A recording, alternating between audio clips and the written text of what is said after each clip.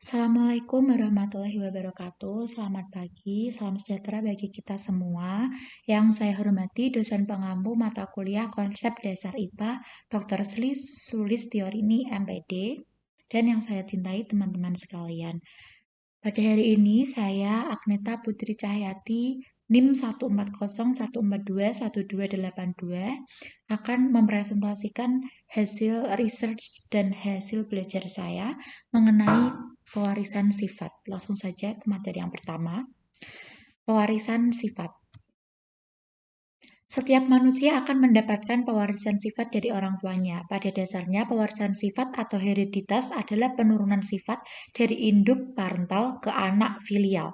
Penurunan ini bergantung dengan sifat orang tua yang dikodekan oleh materi genetik. Materi genetik sendiri itu ada 4, yaitu kromosom, gen, DNA, dan RNA. Saya akan menjelaskan tentang kromosom.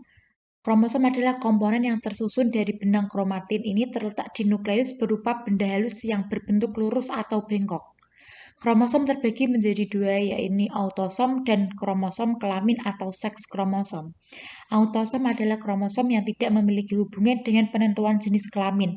Sementara itu, seks kromosom merupakan sepasang kromosom yang menentukan jenis kelamin. Seks kromosom juga terbagi menjadi 2, diantaranya kromosom X dan kromosom Y. Selanjutnya gen. Gen merupakan unit terkecil materi genetik yang berlokasi di setiap lokus khas kromosom. Komponen ini terdiri dari sepenggal DNA. Pada dasarnya, gen berperan dalam mengontrol sifat yang akan diturunkan untuk individu. Selanjutnya daerah DNA. DNA merupakan tempat penyimpanan informasi genetik.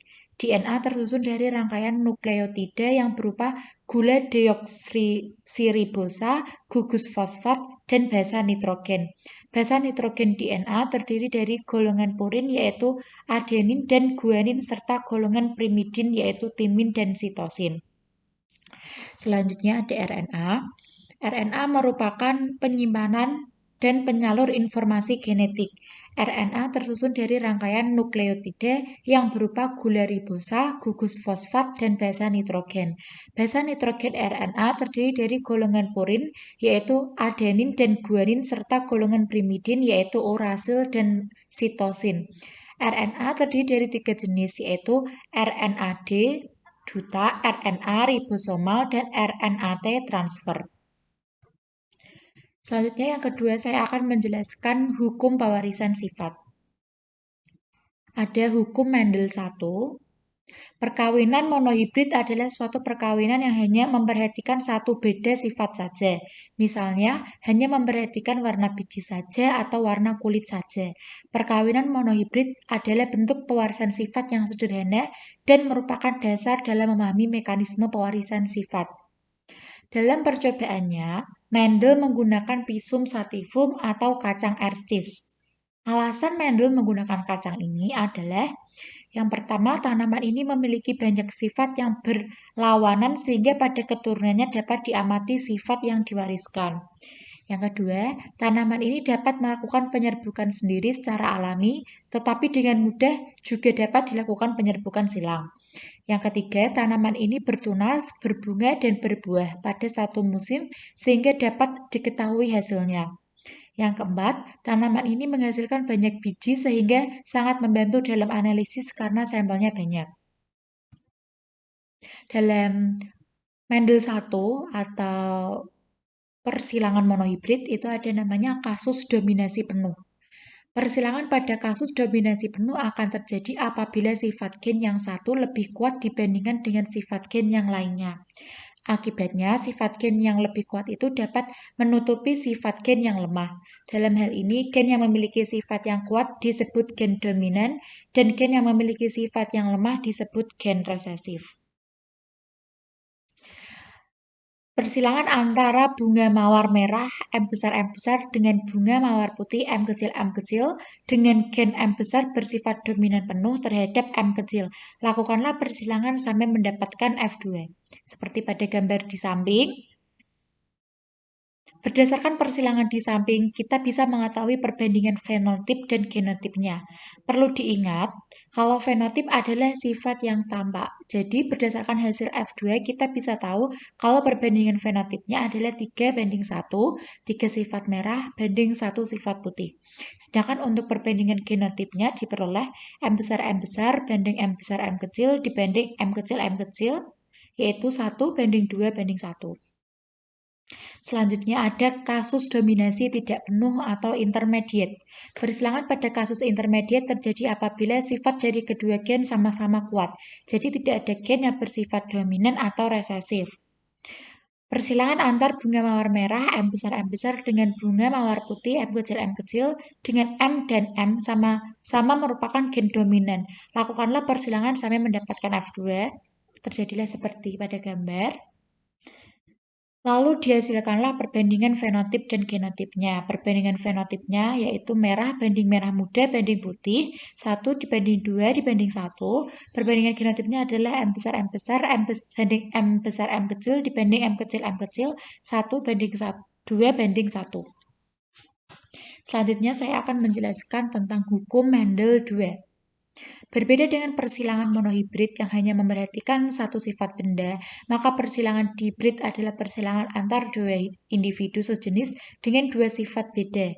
Pada persilangan ini dinyatakan oleh Mendel bahwa gen-gen dari kedua induk akan mengelompok secara bebas. Pernyataan ini disebut juga dengan hukum Mendel 2. Mendel melakukan percobaan dengan menyilangkan tanaman Ercis, Pisum sativum dengan memperhitungkan dua sifat benda yaitu tanaman Ercis berbiji bulat berwarna kuning dan tanaman Ercis berbiji kerut berwarna hijau. Ciri-ciri dari persilangan dihibrid sendiri yaitu persilangan dengan memperhatikan dua sifat benda, jumlah gamet yang terbentuk pada setiap individu adalah 4 atau 2N. Fenotip individu ditentukan oleh dua macam sifat genetik, dijumlahi maksimal 16 variasi genotip pada F2. Persilangan dihibrid, persilangan kacang Ercis berbiji bulat kuning dengan Ercis berbiji keriput hijau. Seperti pada gambar. Berdasarkan hasil persilangan diperoleh kacang kapri berbiji bulat berwarna kuning, B besar, B besar, K besar, K besar, B besar, B besar, K besar, K kecil, B besar, B kecil, K besar, K besar, B besar, B kecil, K besar, K kecil, sebanyak 12 buah. Berbiji bulat berwarna hijau, B besar, K kecil, dan B besar, B kecil, K kecil, sebanyak 3 buah. Berbiji kisut berwarna kuning, B kecil, K besar, dan B kecil, K kecil, sebanyak 3 buah, dan berbiji kisut berwarna hijau, B kecil, K kecil, sebanyak 1 buah, dan diperoleh perbandingan fenotip bulat kuning dibanding kisut kuning dibanding bulat hijau dibanding kisut hijau sebanyak 9:3:3:1. Berdasarkan hasil yang tampak pada F2 ini, Mendel menyimpulkan bahwa faktor-faktor yang menentukan karakter-karakter berbeda diwariskan secara bebas satu sama lain. Kesimpulan ini selanjutnya dikenal dengan hukum pilihan bebas Mendel atau hukum 2 Mendel. Selanjutnya, saya akan menjelaskan tentang penyimpangan semu hukum Mendel. Pada kondisi normal, persilangan monohibrid menghasilkan rasio fenotip yaitu 3:1 atau 1:2:1.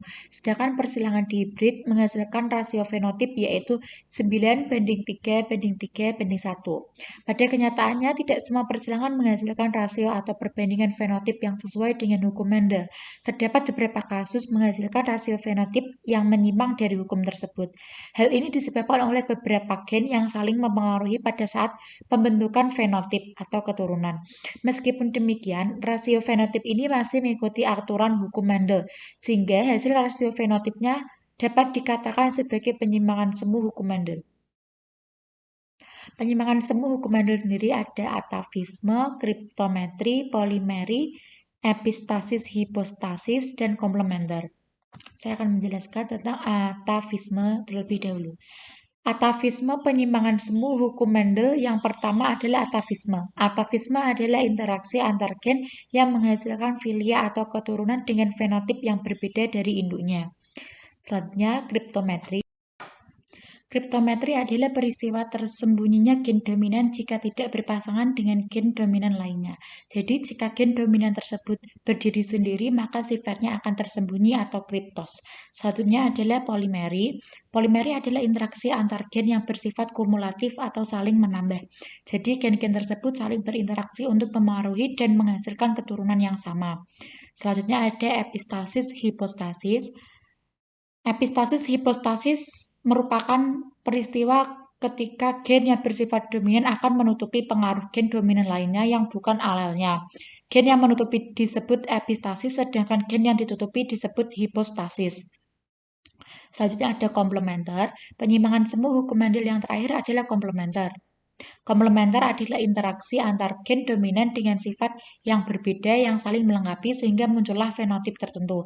Apabila salah satu gen tidak muncul, maka sifat yang dimaksud pun tidak muncul. Selanjutnya saya akan menjelaskan tentang hereditas pada manusia. Ini materi yang terakhir. Hereditas pada manusia merupakan sebuah proses penurunan sifat dari induk kepada keturunannya melalui gen. Hereditas bukan termasuk ke dalam penurunan berupa tingkah laku, melainkan lebih ke arah penurunan bentuk atau struktur tubuh dari makhluk hidup. Pewarisan sifat manusia dapat dilihat dari pola-pola pewaris tertentu, fisik, fisiologis, dan psikologis. Pewaris sifat pada manusia juga bisa menimbulkan kelainan. Dikutip situs resmi Kementerian Pendidikan dan Kebudayaan atau Kemendikbud, sifat-sifat adalah keadaan tubuh yang tampak, contohnya seperti hidung dan bibir. Sifat fisiologis merupakan kerja faal tubuh, contohnya seperti alergi dan hormonal. Sementara itu, sifat psikologis adalah sifat kejiwaan seseorang yang tampak dan mudah diamati. Pengaruh sifat, ada warna kulit.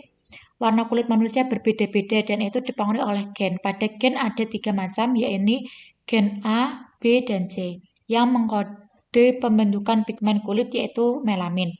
Pigmen menyebabkan kulit menjadi gelap. Variasi gen lain pada kulit yaitu gen A kecil, B kecil, C kecil. Orang yang memiliki gen AA, BB, CC akan memiliki kulit sangat gelap, sementara orang yang memiliki gen A kecil, B kecil, B kecil, C kecil akan memiliki kulit sangat terang. Yang kedua ada bentuk rambut.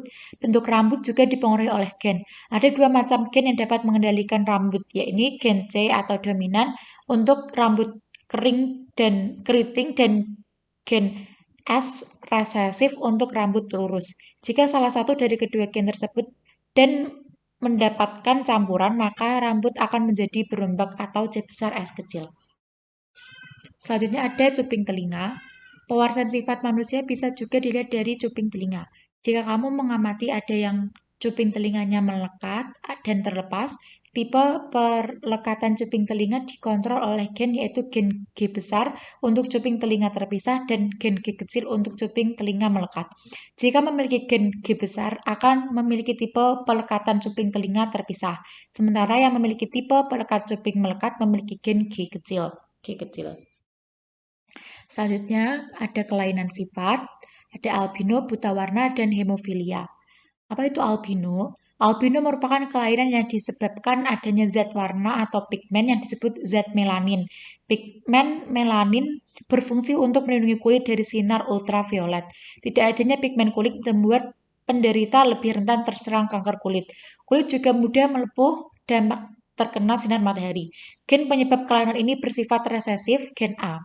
Pada orang yang menderita kelainan albino memiliki genotip homozigot resesif A kecil. Sementara orang yang normal memiliki genotip homozigot A besar. Banyak ditemui seorang yang seluruh tubuhnya putih termasuk rambutnya. Selanjutnya ada buta warna. Buta warna disebabkan oleh faktor genetis. Buta warna merupakan suatu kelainan yang disebabkan ketidakmampuan sel-sel kerucut mata untuk menangkap suatu spektrum warna tertentu. Ini juga termasuk kelainan genetik yang diturunkan oleh orang tua kepada anaknya. Buta warna sering juga disebut sex linked. Kelainan ini dibawa oleh kromosom X, artinya kromosom Y tidak membawa faktor buta warna. Buta warna terjadi ketika saraf reseptor cahaya di retina mengalami perubahan, terutama sel kerucut. Selanjutnya ada hemofilia. Hemofilia merupakan penyakit yang diturunkan dari ibu kepada anaknya pada saat anak dilahirkan. Pada penderita hemofilia tidak dapat membeku dengan sendirinya secara normal darahnya. Proses pembekuan darah pada penderita tidak secepat orang normal. Kebanyakan penderita hemofilia mengalami gangguan pendarahan di bawah kulit. Itulah tadi presentasi dari saya. Kurang lebihnya mohon maaf. Terima kasih. Wassalamualaikum warahmatullahi wabarakatuh.